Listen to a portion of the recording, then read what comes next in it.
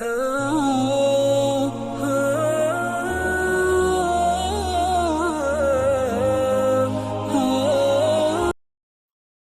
اللہ الرحمن الرحیم۔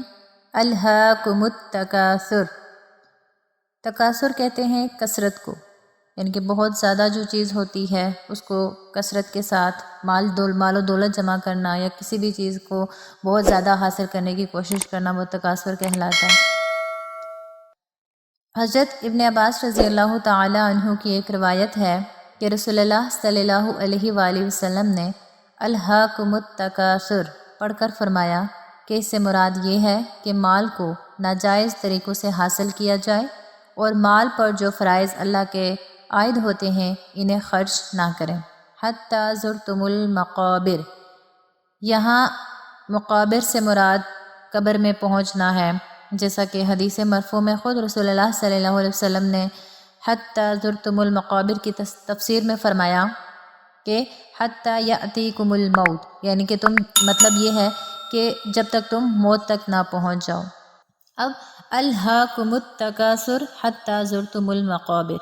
ان دونوں آیات میں انسان کو مخاطب کر کے کہا گیا ہے کہ ساری زندگی انسان مال و دولت جمع کرنے میں غفلت میں گزار دیتا ہے، اس کی بس یہی ایک چاہ ہوتی ہے، یہی ایک خواہش ہوتی ہے کہ وہ زیادہ سے زیادہ مال جمع کر لے، زیادہ سے زیادہ پیسے کما لے اور زیادہ سے زیادہ چیزیں حاصل کر لے، یہاں تک کہ کیا ہوتا ہے کہ انسان قبر تک پہنچ جاتا ہے، اس کی آخری منزل آ جاتی ہے۔ یہاں پہ یہ خطاب بظاہر عام انسانوں کو ہے جو مال و اولاد کی محبت یا دوسروں پر اپنی برتری اور تفاخر میں سے مست رہتے ہیں کہ اپنے انجام کو سوچنے کی طرف توجہ ہی نہیں ہوتی۔ حضرت عبداللہ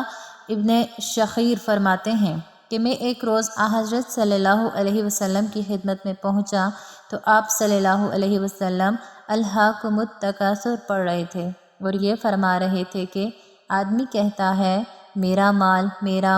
حالانکہ اس میں تیرا حصہ تو اتنا ہی ہے جس کو تو نے کھا کر فنا کر دیا یا پہن کر بوسیدہ کر دیا یا صدقہ کر کے اپنے لیے آگے بھیج دیا، اور اس کے سوا جو کچھ ہے وہ تیرے ہاتھ سے جانے والا ہے، تو اس کو لوگوں کے لیے چھوڑنے والا ہے۔ امام بخاری نے حضرت انس رضی اللہ تعالی عنہ سے روایت کیا ہے کہ رسول اللہ صلی اللہ علیہ وسلم نے فرمایا اگر آدم ذات کے لیے ایک وادی سونے سے بھری جائے وہ موجود ہو تو وہ اس پر قناعت نہیں کرے گا بلکہ چاہے گا کہ ایسی 2 وادیاں اور ہو جائیں، اور اس کے منہ کو تو قبر کی مٹی کے سوا کوئی چیز بھر ہی نہیں سکتی، اور اللہ تعالیٰ توبہ قبول کرتا ہے اس شخص کی جو اس کی طرف رجوع کرے۔ حضرت ابی بن کعب رضی اللہ تعالی عنہ فرماتے ہیں کہ ہم حدیث کے الفاظ مذکورہ کو قرآن سمجھا کرتے تھے، یہاں تک کہ سورہ الہاکم التکاثر نازل ہوئی۔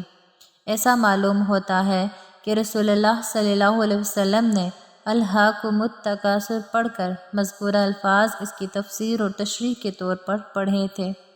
اس سے بعض صحابہ کو شبہ ہو گیا کہ یہ بھی قرآن ہی کے الفاظ ہیں۔ بعد میں جب پوری سورۃ الہاکم التکاثر سامنے آئی تو اس میں یہ الفاظ نہیں تھے، اس سے حقیقت واضح ہو گئی کہ یہ الفاظ تفسیر کے تھے۔ لو تعلمون علم الیقین، اب پہلے یہاں پہ ہے کلا سوف تعلمون ثم کلا سوف تعلمون، ایک ہی جملے کو 2 مرتبہ اللہ سبحانہ وتعالیٰ ارشاد فرما رہے ہیں کہ کوئی بات نہیں، اگر تم غفلت میں پڑے ہوئے ہو، اگر تمہیں نہیں یقین آ رہا دنیا میں، تو بہت جلد تم آگے جا کر جان لو گے، تمہیں معلوم ہو جائے گا کہ تم نے جو ساری زندگی صرف مال و دولت جمع کرنے کے لیے گزاری ہے، صرف مال و دولت کے پیچھے بھاگتے ہوئے گزاری ہے، وہ تو صرف خسارہ تھی، یہاں تک کہ تم قبر میں پہنچ کے تم بہت جلدی جان لو گے، کوئی نہیں تم بہت جلدی جان لو گے، کیا جان لو گے کہ لو تعلمون علم الیقین، جانیں گے کیا کہ یہ جو الفاظ استعمال ہیں الہاکم التکاثر، یعنی کہ اگر تم کو قیامت کے حساب کتاب کا یقین ہوتا تو تم اس تکاثر اور تغافل میں نہ پڑتے۔ انسان اگر اپنی آخرت کے بارے میں فکر مند ہو جائے، وہ سوچنے لگے اپنی آخرت کے بارے میں کہ وہ دنیا میں جو بھی وقت گزار رہا ہے، دنیا میں جو کام وہ کر رہا ہے، اس کا حساب اس نے اللہ سبحانہ وتعالیٰ کے سامنے دینا ہے، تو انسان غفلت کا شکار ہو ہی نہیں سکتا۔ غفلت کا شکار وہی بندہ ہوگا جسے آخرت کا یقین نہیں ہوگا، جسے اس بات کا یقین نہیں ہوگا کہ اس نے اپنے اللہ سبحانہ تعالیٰ کے سامنے حاضر ہونا ہے۔ تو اللہ تعالیٰ فرما رہے ہیں کہ تمہیں بہت جلدی معلوم ہو جائے گا۔ ثم لترونها عین الیقین۔ اب یقین سے مراد وہ یقین ہے جو کسی چیز کے مشاہدے کے بعد حاصل ہوتا ہے، اور یہ سب سے اعلیٰ درجہ ہے یقین کا۔ حضرت ابن عباس رضی اللہ تعالی عنہ نے فرمایا کہ حضرت موسیٰ علیہ السلام جب کوہ طور پر تشریف رکھتے تھے اور ان کے پیچھے ان کو قوم نے گائے کی جو پوجا شروع کر دی تھی، تو اللہ تعالیٰ نے ان کو وہی کوہ طور پر خبر دے دی تھی کہ تمہاری قوم اس وبال میں مبتلا ہو گئی ہے،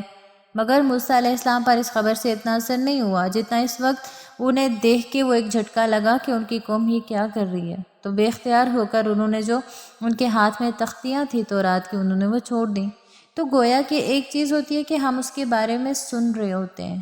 اور ایک ہوتی ہے کہ ہم یقینی طور پہ پریکٹیکلی اس چیز کو دیکھتے ہیں۔ مثال کے طور پہ کہ ہم جیسے مثلاً کسی کے بارے میں سنتے ہیں کہ فلاں کے بچے کی فوتگی ہو گئی، فلاں کا کوئی بہت قریبی رشتہ دار اس دنیا سے رخصت ہو گیا، تو ہمیں محسوس ہوتا ہے لیکن اس درجے کا محسوس نہیں ہوتا۔ اگر وہی دکھ وہی چیز ہمارے ساتھ ہو تو ہمیں وہ بہت زیادہ فیل ہو رہی ہوتی ہے، بہت زیادہ محسوس ہوتی ہے۔ تو یہ ہے کہ عین الیقین، یعنی کہ آنکھوں سے دیکھ کے بندہ یقین کر لے کہ ہاں یہ چیز ہے۔ ثم لتسألن یومئذ عن النعیم۔ اب پہلے فرمایا کہ جو غفلت میں تم نے زندگی گزاری ہے، تم بہت جلدی قیامت والے دن پتہ چل جائے گا کہ تم کتنے خسارے میں پڑ گئے ہو، اور وہ پتہ چلنا ایسا ہوگا کہ تم اپنے آنکھوں سے سارا حال دیکھ لو گے۔ ابھی تو صرف ہمیں بتایا جا رہا ہے، ڈرایا جا رہا ہے کہ اگر تم نے دنیا میں غفلت میں زندگی گزاری، دنیا میں اللہ کا حکم نہیں مانا، تو تمہارے لیے آخرت میں خسارہ ہے، اور آخرت میں وہ خسارہ ہمیں دکھایا جائے گا معاذ اللہ۔ اگر ہم نے دنیا میں غفلت میں ہم لوگ پڑے رہے تو اصل حقیقت جو ہماری حقیقی زندگی شروع ہونی ہے وہ موت کے بعد شروع ہونی ہے۔ تو وہ جب ہم آنکھوں سے اس چیز کو دیکھ لیں گے تو ہمارا وہ یقین عین الیقین ہو جائے گا۔ ایک ہوتا ہے علم الیقین، علم الیقین کہ میں کسی چیز کے بارے میں جان رہی ہوں، مجھے پتہ ہے ٹھیک ہے میں نے وہ چیز نہیں دیکھی۔ مثال کے طور پہ ابھی کیسے فلسطین میں، مثلاً فلسطین میں جو آج کل حالات چل رہے ہیں، کیا ہو رہا ہے، وہاں پہ بمباری ہو رہی ہے، یہ ہو رہا ہے، سارا کچھ ہو رہا ہے، وہ چیز ہمیں سنائی دی جا رہی ہے، ہمارے علم میں آ رہی ہے، ہمیں یقین ہو رہا ہے اس کے، وہ ہمارا جو اس پہ ایکسپریشن ہے، ایک ہمارا جو اس پہ رد عمل ظاہر ہوتا ہے کہ نہیں یہ غلط ہو رہا ہے ان لوگوں کے ساتھ۔ تو ایک عین الیقین وہ ہے کہ میں فلسطین میں موجود ہوں اور اپنی آنکھوں سے اس چیز کو ہوتا ہوا دیکھ رہی ہوں۔ تو ان دونوں چیزوں میں فرق ہے۔ یہاں بیٹھ کے میں اس چیز کو اس طرح سے محسوس نہیں کر سکتی جس طرح سے میں وہاں جا کے بیٹھ کے اس چیز کو آنکھوں سے دیکھ کے محسوس کروں گی۔ تو اللہ سبحانہ تعالیٰ فرما رہے ہیں تمہیں علم بھی ہو جائے گا اس چیز کا، علم تو دنیا میں بھی تمہیں دیا جا رہا ہے، جبکہ عین الیقین آنکھوں سے تم ان ساری چیزوں کو، سارے عذاب کو دیکھ لو گے، آخرت کو دیکھ لو گے، قیامت میں جہنم کو دیکھ لو گے، سارے عذاب کو دیکھ لو گے، تو پھر تمہیں یقین آ جائے گا۔ پھر کیا ہوگا؟ لَتَرَوُنَّ الْجَحِيمَ، دیکھنا کیا ہے؟ تم کو دیکھنا ہے دوزخ، یعنی کہ اگر غفلت میں زندگی گزاری ہے تو تم نے اس ٹائم صرف دوزخ کو ہی دیکھنا ہے۔ ثم لترونها عین الیقین، پھر اس کو دیکھنا کیسے ہے؟ عین الیقین۔ علم الیقین کی بات پہلے ہوگی، یہاں عین الیقین کہ آنکھوں سے دیکھ کے تمہیں پختہ یقین پکا ہو جائے گا، اور اس ٹائم تمہارے پاس کوئی راستہ نہیں ہوگا۔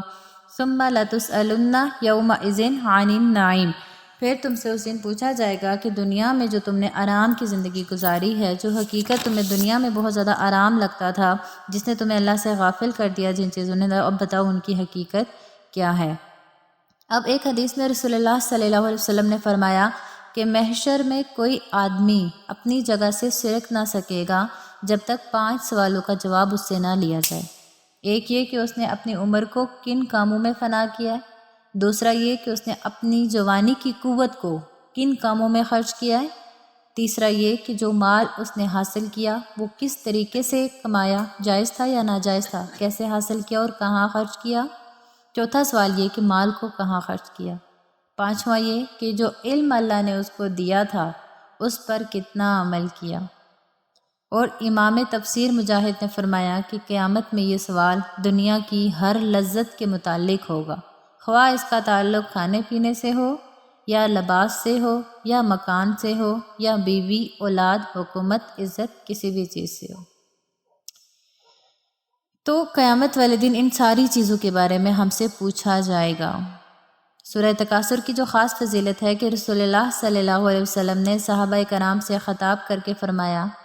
کیا تم میں کوئی آدمی اس کی قدرت نہیں رکھتا کہ ہر روز قرآن کی 1000 آیتیں پڑھا کرے؟ صحابہ کرام نے عرض کیا کہ روزانہ 1000 آیتیں کون پڑھ سکتا ہے؟ آپ صلی اللہ علیہ وسلم نے فرمایا، تم میں کوئی الہاکم التکاثر نہیں پڑھ سکتا؟ مطلب یہ ہے کہ الہاکم التکاثر روزانہ پڑھنا 1000 آیتوں کے برابر 1000 آیتوں کے پڑھنے کے برابر ہے۔ سبحان اللہ۔ تو اللہ پاک سے دعا ہے کہ اللہ پاک ہمیں غفلت بھری زندگی جو ہے جو ہم گزار رہے ہیں اس سے بچنے کی توفیق عطا فرمائے، ہمیں زندگی کا جو مقصد ہے اسے حاصل کرنے کی توفیق عطا فرمائے، اور جو کچھ کہا سنا اس پر عمل کی توفیق عطا فرمائے۔ آمین برحمتک یا ارحم الراحمین۔